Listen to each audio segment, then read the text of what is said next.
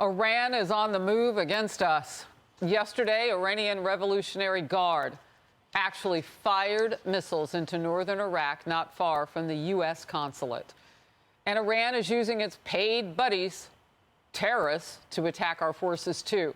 Houthi killers hit a U.S.-owned ship off the coast of Yemen. Those strikes may have been in retaliation for some moves that we're finally making. The U.S. and the U.K. hit more than 60 Houthi targets last week. We also learned that the U.S. Navy seized Iranian-made weapons last week. The arms were headed to Houthi fighters in Yemen, bloodthirsty terrorists. Those same people, hereto will be called savages, have attacked dozens of commercial ships in the Red Sea over the last couple of months. And Iran-backed terrorists have also targeted U.S. forces in the Middle East at least 137 times since October 17th. General Jack Keane with this. Iran doesn't care how many rockets and missiles we destroy in Yemen. They will just give them more. Iran further doesn't care how many of the Houthi rebels we kill, because they know they're a radicalized group and they'll get new members. They are the center of gravity. We've got to organize ourselves to go against them. And there's a cloud over all this instability and danger. Defense Secretary Lloyd Austin, just back home from his 2-week hospital stint after surgery the week before that apparently didn't go well, or at least as anticipated. And along the lines, a lot of controversy since the White House didn't even know where he was for 3 days.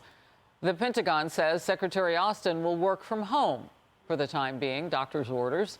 And breaking news just now, Fox has learned that just today, the United States hit and destroyed 4 Iran-provided Houthi anti-ship ballistic missiles in Yemen. Steve Hilton, Fox News contributor. Steve, first your reaction to that breaking news. Well, too little, too late. And that's why people are so terrified now about an escalation. The weakness of the Biden administration has invited this escalation. So we can look at the shambles surrounding Lloyd Austin and talk about that personal aspect of it. That itself projects a message of weakness. But as so often with this administration, it's not actually just the incompetence. This is a matter of deliberate policy design. It goes right back to the beginning of this administration.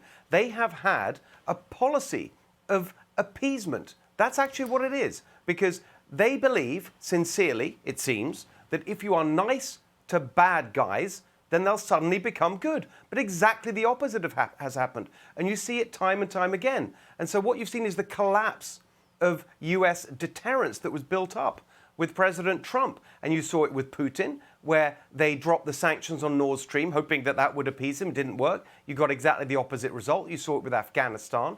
You see it with Iran, where they've just been desperate from day one to get back into that nuclear deal. And so the message that goes around the world is that we don't trust America to really deter aggression. They've actually got a name for it. The Biden administration bragged about it. They called it integrated deterrence. They said, we no longer need... What does that even mean? I know. Integrated. Integrated deterrence. What they meant by that, it seems, is that we're going to use technology and we no longer need to rely on our military so much to deter bad guys. Well, look at the result. A more dangerous and chaotic world. Wow. Integrated deterrence. Axios is reporting that President Biden is running out of patience with Israeli Prime Minister Benjamin Netanyahu. But he'll hit this target. The two haven't spoken in 3.5 weeks. The last call reportedly ended with frustration, Biden saying, this conversation is over, and there it is.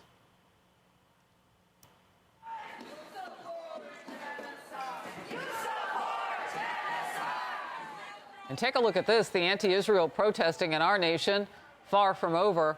A massive group in New York City marched to multiple hospitals, including a large cancer center.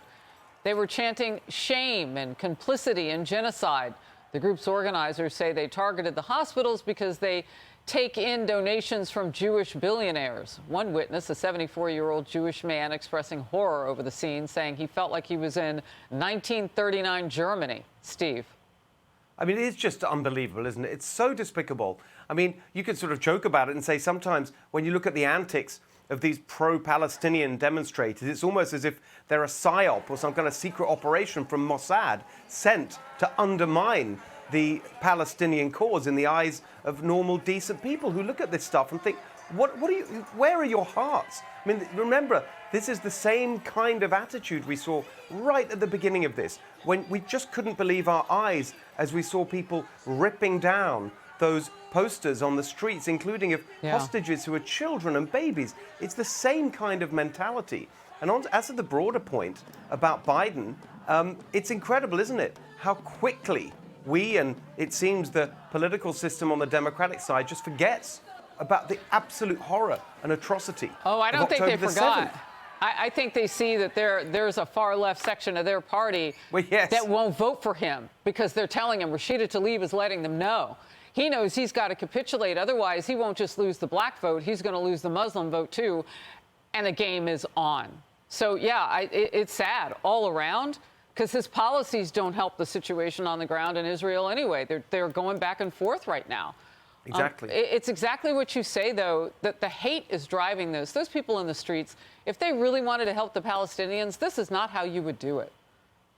You would find a way to get some money to them and ask these other Arab nations to take more of them in. That's right. I mean, look, by the way, to that point, look what's going on with the other Arab nations. That massive fortified border wall that they're building to keep the Palestinians out. Where is the solidarity? You know, it's exactly right. There's so much more that could be done than this despicable attack, basically, on anyone who's associated with the state of Israel or Jewishness. It's unbelievable. Steve Hilton, in Focus. Thank you.